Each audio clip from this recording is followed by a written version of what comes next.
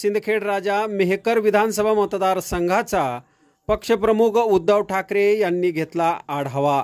आगामी विधानसभा निवडणुकीच्या पार्श्वभूमीवर आज मातोश्री मुंबई येथे शिवसेना उद्धव बाळासाहेब ठाकरे पक्षाचे पक्षप्रमुख उद्धव ठाकरे यांनी बुलढाणा, सिंदखेड राजा व मेहकर या विधानसभा मतदारसंघातील शिवसेना पदाधिकाऱ्यांची बैठक घेऊन आढावा घेतला।